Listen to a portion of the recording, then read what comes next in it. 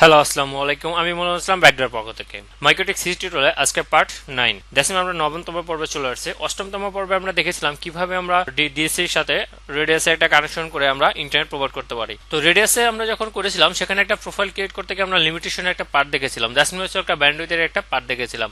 তো তারই ধারাবাহিকতায় আজকে আমরা শিখবো হচ্ছে আপনার ব্যান্ডউইথ ম্যানেজমেন্ট, দ্যাটস মিনস মাইক্রোটিকের ব্যান্ডউইথ ম্যানেজমেন্ট। কিভাবে আমরা মাইক্রোটিকের ব্যান্ডউইথকে কন্ট্রোল করতে পারি সেটা আমরা আজকে শিখবো। মাইক্রোটিক হচ্ছে সবচেয়ে জনপ্রিয়তার একটাই কারণ হচ্ছে ব্যান্ডউইথ ম্যানেজমেন্টের কারণে। কারণ আপনি মাইক্রোটিককে এত সহজে এবং ইজিলি আপনার ব্যান্ডউইথকে কন্ট্রোল করতে পারেন, যেটা অন্য কোনো রাউটার থেকে হয়তোবা পসিবল আছে বাট একটু ডিফিকাল্ট, বাট এটা হচ্ছে একদম ইজি ওয়ে। তো মাইক্রোটিকে ব্যান্ডউইথকে ম্যানেজমেন্ট করার জন্য একটা নিজস্ব একটা মডিউল দেওয়া আছে, সেই মডিউল হচ্ছে কিউস মডিউল। অর্থাৎ এই কিউস মডিউলের মাধ্যমে আপনি কি করতে পারেন, আপনার ব্যান্ডউইথকে কন্ট্রোল করতে পারেন। তো এই কিউস মডিউলের মাধ্যমে আবার অনেকগুলো স্টেপ আছে, যে স্টেপগুলোর মাধ্যমে আমরা ধারাবাহিকতা এই ব্যান্ডউইথকে কন্ট্রোল করতে পারি। তার মধ্যে অন্যতম হচ্ছে যেমন আসলে simple queue, PC queue, total queue, priority base queue, তারপরে প্যারেন্ট কিউ, তারপরে ইন্টারফেস কিউ, কিউ টাইপ, এরকম অনেকগুলো আপনার টাইপ আছে। তো আমরা ধারাবাহিকতায় একটা একটা করে শিখবো।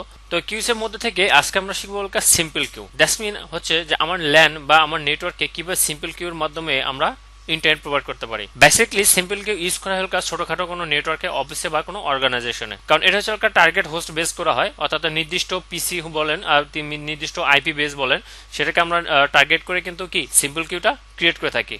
তো এই সিম্পল কিউ জানার ক্ষেত্রে আমাদের কিছু জিনিস জানা প্রয়োজন। সেটা হচ্ছে এই যে ব্যান্ডউইথ গুলো আছে, যেমন আপলোড স্পিড, ডাউনলোড স্পিড, এটা আমরা কেবি বা জিবি বা এমবি বলি। আমরা যে বিভিন্নভাবে মেজারমেন্ট করে থাকি, এর কিছু মেজারমেন্ট আমাদের ধারণা থাকা উচিত। দ্যাটস মিন হচ্ছে how to measure file size আর ফাইল ট্রান্সফার রেট, এটা একটা। আরেকটা হচ্ছে how to measure data transfer rate, অর্থাৎ ব্যান্ডউইথ ক্যালকুলেশন ক্ষেত্রে এটা আপনি অবশ্যই জানা দরকার। দেখেন আমি আমার মাইক্রোটিক রাউটার প্রবেশ করেছি, এটা হচ্ছে আমার অ্যাড্রেস লিস্ট, অ্যাড্রেস এবং আইপি থেকে এসে অ্যাড্রেস লিস্ট আমরা দেখে নিলাম যে আমার কি কি অ্যাড্রেস দেওয়া আছে। ওয়ানে দেখেন কি একটা রিয়েল আইপি দেওয়া আছে, দেখুন আমার একটা পাবলিক আইপি দ্বারা কনফিগারেশন করা আছে, যেটা আমার আইএসপি থেকে প্রোভাইডেড। আর একটা ল্যানে আছে, এটা আমার নিজ থেকে ক্রিয়েট করেছে, যেটা আমার ল্যান সাইটে আমার প্রোভাইড করুন। আমার দুইটা সাইটই ওকে, দুইটা সাইট ওকে থাকলে অবশ্যই আপনার কম্পিউটারে ইন্টারনেট কিন্তু পাবে। দ্যাটস মিনস আপনার বেসিক যে কনফিগারেশনটা সেটা যদি আপনি করে থাকেন, সেক্ষেত্রে আপনার ইন্টারনেটটা কিন্তু আপনার কম্পিউটার পাবে। তবে এক্ষেত্রে আপনার ব্যান্ডউইথটা কন্ট্রোল করতে পারবে না। এই জন্য আমরা কি করব, আমার যেহেতু বেসিক কনফিগারেশন ওকে, যাদের বেসিক কনফিগারেশনটা ওকে এখনো হয়নি বা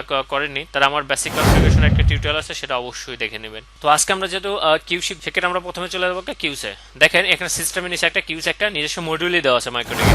এটা ওপেন করার সাথে সাথে একটা দেখেন পেজ ওপেন হয়েছে। এই পেজটাতে প্রথমে আছে একটা সিম্পল কিউ, তারপর আছে ইন্টারফেস কিউ, তারপরে কিউ ট্রি, তারপরে কিউ টাইপ। প্রথমে আমরা দেখবো সিম্পল কিউ। কিউ অ্যাড করার জন্য আমরা কি এই প্লাস বাটনটা ক্লিক করব। ক্লিক করার পরে দেখেন একটা পপ আপ মেনু আসছে, অর্থাৎ দরকার নিউ সিম্পল কিউ। তো সিম্পল কিউ একদম ডাইনে আছে একটা অ্যাডভান্স, তারপর আছে স্ট্যাটিস্টিক্স, তারপরে ট্রাফিক, টোটাল আর টোটাল স্ট্যাটিস্টিক্স। এগুলো আমরা সিম্পল কিউটা জেনারেট করার পরে প্রত্যেকটা স্টেপে আমরা দেখব। প্রথমে যেটা হচ্ছে কিউ নেম। কিউ নেম হচ্ছে আমি কোন পিসিকে কোন আইপিটা দিব, তার এগেনস্টে আমরা এই নেমটা জেনারেট করতে পারি। সাপোজ সোহেল নামে একটা নাম দিলাম, অর্থাৎ সোহেল হচ্ছে আইটির একজন সাপোর্ট ইঞ্জিনিয়ার। আমি এখানে তার আইপিটা দিচ্ছি 192.168.10.2।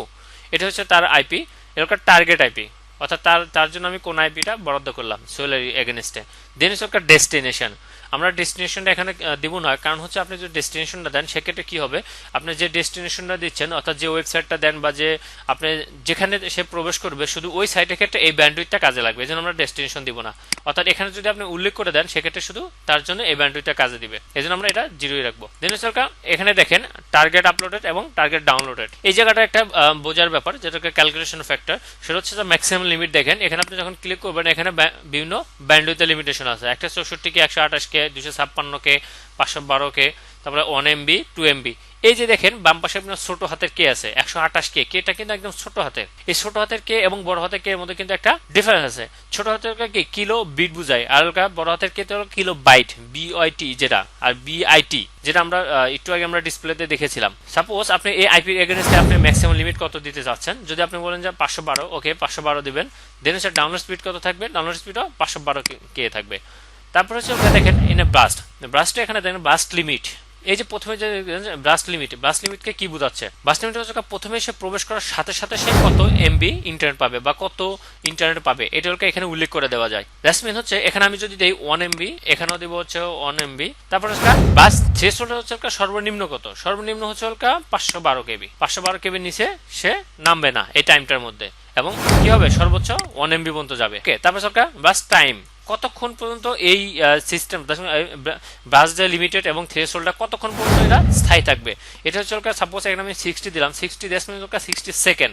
আপনি যদি এখানে 10 সেকেন্ড দেন 10 সেকেন্ড, আপনি এখানে যতটুকু দিবেন সেটা সেকেন্ডে কিন্তু কি এটা ক্যালকুলেটর হবে। দ্যাটস মিনস এখানে ডান সাইডে কি আছে, সেকেন্ড আছে। অর্থাৎ আপনি এটা কতক্ষণ দিবেন এই সেকেন্ডের উপর ডিপেন্ড করবে। এটা যদি আপনার মিনিটে ক্যালকুলেশন করেন সেক্ষেত্রে আপনি ওই 60 সেকেন্ড দিয়ে কত মিনিট করবেন ওটাকে ক্যালকুলেট করে ওই সেকেন্ডটা এখানে উল্লেখ করে দিবেন। দেন হচ্ছে টাইমে ক্লিক করলে দেখেন এখানে একটা টাইম দেওয়া আছে।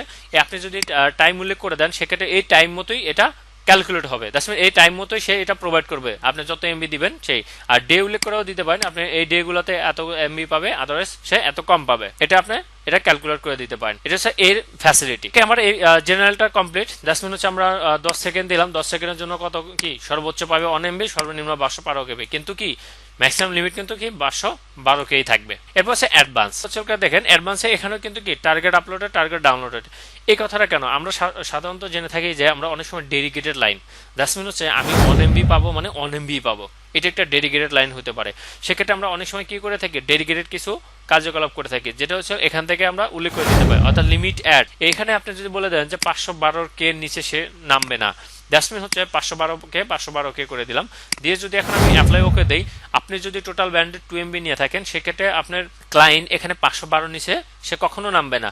অর্থাৎ আপনার 2 এমবি নিয়ে আপনি 50টা পিসির মধ্যে শেয়ার ব্যান্ডউইথ দিয়ে আপনি কি আপনার নেটওয়ার্কটা পরিচালনা করতেছেন, বাট এই পিসিটা যখন অন হবে সে কিন্তু একাই নিয়ে যাবে 512 কেবি, আর বাকি যা থাকবে টোটাল আপনি বাকি যে হোস্টগুলো থাকবে তার মধ্যে ডিভাইডেড হতে থাকবে। এটা হচ্ছে সেটা। আমরা এখন এটা দিব না, এখানে যেমন আছে এমনি থাক, আনলিমিটেডই থাক, অর্থাৎ আমরা এখানে কোনো অ্যাপ্লাই করবো না। আর আপনি চাইলে করেও দিতে পারেন, সাপোজ আপনি 512 কেবি করেও দিতে পারেন অ্যাজ উইশ। তারপর হচ্ছে একটা প্রায়োরিটি বেস, বিভিন্ন কিউ তৈরি করার ক্ষেত্রে সেটা একটা প্রায়োরিটি বেস একটা কিউ আছে, সেটা আমরা নেক্সট পর্বে দেখবো। তবে এখানে একটু বলে রাখি, সেটা হচ্ছে এই প্রায়োরিটিটা হচ্ছে একটা ডিফল্ট প্রায়োরিটি, যেমন 8 হচ্ছে একটা ডিফল্ট প্রায়োরিটি। আপনি যদি এখানে 1 করে দেন, দ্যাটস মিন হচ্ছে 1 করে দেওয়া হচ্ছে এর প্রায়োরিটিটা সবার প্রথমে রাখা। অর্থাৎ আপনি 2ও করে দেন, বা আপনি যদি 8 এর নিচে যাই করবেন সেটা হচ্ছে সেটা তার আগিয়ে থাকবে, মানে সবার 8 থেকে যে ডিফল্টগুলো যেগুলো পাবে তাদের সে এগিয়ে থাকবে। অর্থাৎ সে যখন যা নিবে তারপরে বাকিগুলো তাদের মতো শেয়ার হতে থাকবে। এটা হচ্ছে এই প্রায়োরিটি। আর কিউ টাইপ প্যারেন্ট কি আমরা পরবর্তীতে দেখবো। এখন আমরা কি করি, অ্যাপ্লাই ওকে। অলরেডি আমরা একটা কিউ ক্রিয়েট করে ফেলেছি। এই কিউটা এখন আমার যে আইপিটা দিয়েছি এটা আমার ফিজিক্যাল পিসিতে অ্যাপ্লাই করে দেখবো যে আসলে এখানে আমার কতটুকু ইমপ্লিমেন্ট হচ্ছে। তো এখানে দেখেন আমি আমার 2 করে দিচ্ছি আমার আইপিটাকে, আমার 2 তে আমার 512 কেবি দেওয়া ছিল। এখন দেখেন আমি যদি এখানে ইন্টারনেটে প্রবেশ করি, এই জায়গাটা দেখেন এখন আপনি গ্রিন সিগন্যাল দেখছেন, দ্যাটস মিন হচ্ছে আমি যখন ব্যান্ডউইথে ওভার ব্যান্ডউইথ ইউজ করবো তখন এটা কিন্তু কি লাল হয়ে যাবে। দেখেন অলরেডি লাল হয়ে গেছে, 512 কেবি কিন্তু যাচ্ছে, আবার গ্রিন হয়ে যাচ্ছে। আমি যদি এখন কোনো পেজ ওপেন করি সেক্ষেত্রে দেখেন, সাপোজ এখন আমার এখানে কোনো পেজ নেই, আমি কোনো পেজ ওপেন করি, একটা ইউটিউবে সাপোজ আমার চ্যানেলটা ওপেন করি, দেখেন অলরেডি এখানে লাল হয়ে গেছে। জাস্ট আমি ইউটিউবে চ্যানেলটা ওপেন করেছি, কারণ একটা ইউটিউবে যে সাইটটা ওপেন করতে কিন্তু কি ভালো একটা ব্যান্ডউইথ লাগে। আমরা লোকালি যারা ইউটিউব ইউজ করি দেখে যে আমার ইউটিউবটা এত স্পিড থাকে, কারণ হচ্ছে যে লোকালি ইউটিউবের জন্য আলাদা হোস্টিং থাকে।